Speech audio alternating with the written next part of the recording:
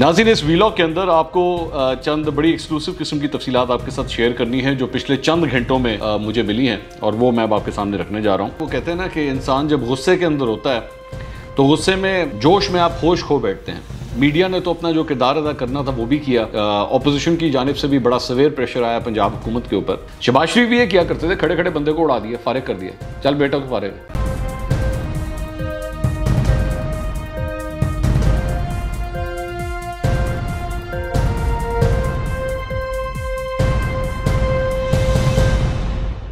अस्सलाम वालेकुम नाज़रीन, मैं हूं मंसूर अली खान। अपने YouTube चैनल के ऊपर आपको खुशामदीद कहूँगा। सबसे पहले आपसे दरख्वास्त के चैनल को सब्सक्राइब करना मत भूलिएगा और बेल आइकन ज़रूर प्रेस कीजिएगा। नाज़रीन, इस वीलॉग के अंदर आपको चंद बड़ी एक्सक्लूसिव किस्म की तफसीलात आपके साथ शेयर करनी है जो पिछले चंद घंटों में मुझे मिली हैं और वो मैं अब आपके सामने रखने जा रहा हूँ। आप जानते हैं कि कल एक वाक़या पेश आया फिरदौस आशिक अवान साहिबा का, जहाँ पर वो AC सियालकोट के साथ जो है वो कुछ नोक झोंक उनकी हो गई थी। और उसके बाद से हमने सोशल मीडिया के ऊपर देखा कि दोनों साइड्स, कुछ लोग सोनिया सदफ को सपोर्ट कर रहे थे, असिस्टेंट कमिश्नर सियालकोट को, और कुछ फिरदौस आशिक अवान को सपोर्ट कर रहे थे कि जनाब बिल्कुल सही किया, यही होना चाहिए, इन सरकारी बाबुओं ने बड़ा तंग कर दिया है। उनके अगेंस्ट ट्रेंड्स वगैरह तक चलना शुरू हो गए। खैर, ये तो उनका खासा है। लेकिन उसके बाद ज़ाहिर बात है, वो कहते हैं ना कि इंसान जब गुस्से के अंदर होता है तो गुस्से में जोश में आप होश खो बैठते हैं। और ज़ाहिर बात हम पिछले 2.5 साल में देख रहे हैं कि बहुत से ऐसे जोशीले फ़ैसले लिए गए हैं जिसके ऊपर या तो अल्टीमेटली यू टर्न लेना पड़ा या बाद में जब एहसास हुआ कि नहीं गलत हो गया है तो फिर आपको वापस आना पड़ा। यहाँ तक कि अभी रिसेंटली मेरे कप्तान ने ख़ुद भी एक तकरीब से जब खिताब कर रहे थे तो ये कहा कि मैं सोचता हूँ कभी कभार कि मैंने टिकट कितने गलत दे दिए हैं, या फिर मैंने फ़लाँ मिनिस्टर को फ़लाँ मिनिस्ट्री क्यों दी है मैंने। तो अच्छी बात है, इसमें कोई बुरी बात नहीं है। आपको अंदर अपनी ये थॉट प्रोसेस चलता रहना चाहिए जिसमें आप ये देखें कि आपसे गलतियां किधर किधर हुई हैं। तो बहरहाल अब इस मामले को गुजर चुके हैं 24 घंटे, और 24 घंटे के बाद जो डेवलपमेंट है वो मैं अब आपके सामने रखने जा रहा हूँ। पिछले वीलॉग में तो हमने आपको ये बताया था कि दरअसल में वाकया पेश क्यों आया था, कि जो कुछ आपने उस क्लिप में देखा था वो तो सिर्फ एक डिटेल थी, उसके पीछे भी पूरी एक कहानी चल रही थी। अब आगे आज के दिन के अंदर क्या डेवलपमेंट्स हुई हैं कुछ वो मैं आपके साथ शेयर करूँगा। ज़ाहिर बात है 24 घंटे गुजर चुके थे। मीडिया ने तो अपना जो किरदार अदा करना था वो भी किया। ऑपोजिशन की जानिब से भी बड़ा सवेर प्रेशर आया पंजाब हुकूमत के ऊपर। लेकिन मेरी इत्तला के मुताबिक ब्यूरोक्रेसी के अंदर भी जो है वो शदीद किस्म की रिजेंटमेंट पाई जाती थी, बहुत ज़्यादा शदीद, क्योंकि मुख्तलिफ इनके बैचेज़ होते हैं और मुख्तलिफ बैचेज़ के जो हैं वो व्हाट्सएप ग्रुप्स भी जो हैं वो बने हुए हैं। और उसके अंदर जैसे ही ये वाक़या पेश आया तो जितनी भी सिविल ब्यूरोक्रेसी थी, सारी बात वो आपस में राब्ते में होती है। तो मेरे साथ चंद गुफ्तगू जो है वो शेयर की गई और ये बताया गया कि जनाब पॉइंट ऑफ नो रिटर्न तक जो है वो मामलात जा चुके हुए थे और गुस्से का, नाराज़गी का इजहार पंजाब के अंदर ब्यूरोक्रेसी की जानिब से किया जा रहा था। ये जो चीफ सेक्रेटरी ने जो बयान दिया था बिल्कुल उस वाक़े के फौरी बाद, उसकी एक बहुत बड़ी रीज़न भी ये थी कि जो प्रेशर डेवलप हो चुका है उसको थोड़ा सा सबसाइड भी किया जाए, क्योंकि ज़ाहिर बात है चीफ सेक्रेटरी जो है वो इस पूरी ब्यूरोक्रेसी का जो है वो एक किस्म का हेड है पंजाब के अंदर, और उसी ने इन सारे मामलात को हैंडल करना होता है। ये प्रेशर नीचे से ऊपर की तरफ जाता है कि जी मतलब हमारे साथ जो है वो ये सलूक होगा, हमारे साथ इस तरह बात होगी। अब मैंने आपको बताया था कि बेसिकली आप अगर रिसेंटली उठा के देखें 3 ऐसे वाक़यात हो चुके हैं अब ब्यूरोक्रेसी के साथ, और ये पिछले 4, 5, 6 दिन के अंदर ही हुए हैं। मामला सिर्फ फिरदौस आशिक अवान का नहीं है ब्यूरोक्रेसी के साथ, मामला इससे पहले हमने आपको बताया खुर्रम लगारी का भी एक मामला है, जिनकी एक ऑडियो टेप जो है, ऑडियो रिकॉर्डिंग इस वक्त टेलीविजन चैनल्स के ऊपर भी चल रही है, जहाँ पे वो एक ब्यूरोक्रेट के साथ जो है वो बदतमीज़ी कर रहे हैं। और यहाँ तक उन्होंने कह दिया कि जनाब मैं तो जवान हूँ, आप बूढ़े हैं, लोग क्या कहेंगे कि आप मार खा के आ रहे हैं। तो मतलब ये इस किस्म की गुफ्तगू की गई। और उसके साथ साथ ये जो बशीर मेमन है, ये भी साबिक DG FIA हैं, ये भी एक ब्यूरोक्रेट हैं, और उनको किस तरह डिस्क्रेडिट किया गया, उनके खिलाफ किस किस्म की गुफ्तगू की गई, जबकि उनकी रिप्यूट, उनका जो भी एक स्टेचर रहा है अपनी सर्विस के अंदर वो बहुत अच्छा है। मतलब उनको बड़े अच्छे अल्फाज में याद किया जाता है, ये नहीं कि कोई पैसे लेने वाला या इस किस्म का। उनकी रिप्यूट कम से कम इस किस्म की नहीं है।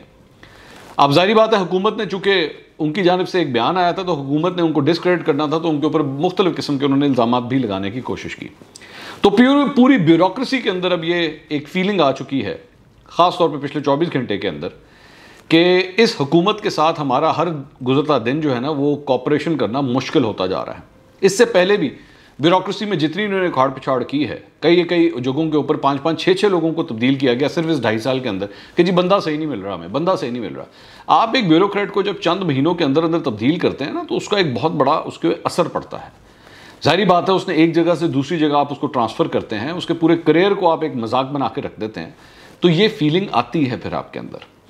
ये जो एक वाक़या है उसने एक ट्रिगर इफेक्ट किया है इस पूरे मामले को, एक चेन रिएक्शन जो है वो शुरू हुआ है।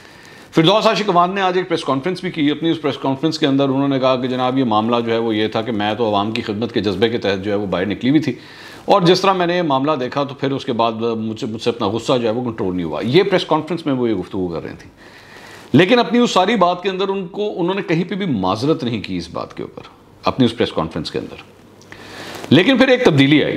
प्रेस कॉन्फ्रेंस के बाद वो समर टेलीविज़न के ऊपर आई, एक शो के अंदर आई, और वहाँ पे फिर उन्होंने एंकर्स ने उनसे सवाल किया। अब मुझे नहीं पता कि फिरदौस आशिक अवान को ये कहा गया या उन्हें खुद एहसास हुआ कि उन्होंने अपने अल्फाज के हवाले से कहा कि जी मेरे अल्फाज जो थे वो ठीक नहीं थे, मुझे अपने अल्फाज का चुनाव जो है वो दुरुस्त करना चाहिए था। उसमें भी उन्होंने ये तावीलें दी कि जनाब मैं वो अवामी खिदमत के जज्बे के तहत मैं गई थी और मैंने ये सब कुछ किया था। लेकिन इस मरतबा अब टोन जो है वो थोड़ी सी तब्दील हुई थी। अब ये जो टोन की तब्दीली है वो उसकी एक बहुत बड़ी वजह, जिस तरह मैंने आपको बताया, कि पूरी ब्यूरोक्रेसी के अंदर फील किया जा रहा है कि जनाब इस हुकूमत के साथ काम करना बड़ा मुश्किल होता जा रहा है। अच्छा, बहुत से लोग खास तौर पे पाकिस्तान तहरीक इंसाफ के लोग जो हैं वो बार बार पिन पॉइंट करते हैं जी शहबाज शरीफ साहब भी तो ये करते थे, शहबाज शरीफ साहब ने तो कुछ ब्यूरोक्रेट्स को हथकड़ी भी लगा दी थी। वो भी गलत था, जस्टिफाई नहीं किया जा सकता कि जनाब चूंकि शहबाज शरीफ साहब करते थे तो ये ठीक है और वो गलत था। नहीं, दोनों काम गलत हैं। अगर किसी भी सिविल सर्वेंट के साथ कोई इशू है, वो अपना काम सही नहीं कर रहा या उसके ऊपर कोई इल्ज़ामात हैं, तो पूरा एक कोड ऑफ कंडक्ट मौजूद है, कवानीन मौजूद हैं कि आप इनके खिलाफ एक्शन ले सकते हैं। लेकिन इस तरह कैमरों के आगे बिलावजह का हीरो बनने की कोशिश करना कि जनाब मैं पूरी तरह कंट्रोल में हूँ, आप पूरी तरह कंट्रोल अपने कामों के ज़रिए होते हैं। आपके काम बोलते हैं, आपको खुद बोलने की ज़रूरत नहीं होती, आपको खुद ये एक्टिंग करने की ज़रूरत नहीं होती कि आपने जनाब तुम्हारी ऐसी की तैसी, तुम्हारी ऐसी की तैसी। शहबाज शरीफ भी ये किया करते थे, खड़े खड़े बंदे को उड़ा दिया, फारिग कर दिया, चल बेटा तो फारिग है। ये तरीक़ाकार नहीं होता। सिविल सर्वेंट्स की एक रिस्पेक्ट है, वो पाकिस्तान के लिए काम कर रहे हैं। मैं मानता हूँ कि ठीक है उसके अंदर भी कोताही होगी, बड़ी नाअहली होगी, लेकिन उनको डील करने का एक तरीक़ाकार है। आप इस तरह किसी की इंसल्ट नहीं कर सकते। तो अब मेरे पास जो इतलात हैं वो पंजाब हुकूमत को ये सिग्नल बड़ी अच्छी तरह मिल गया है कि this is not the way it is going to go.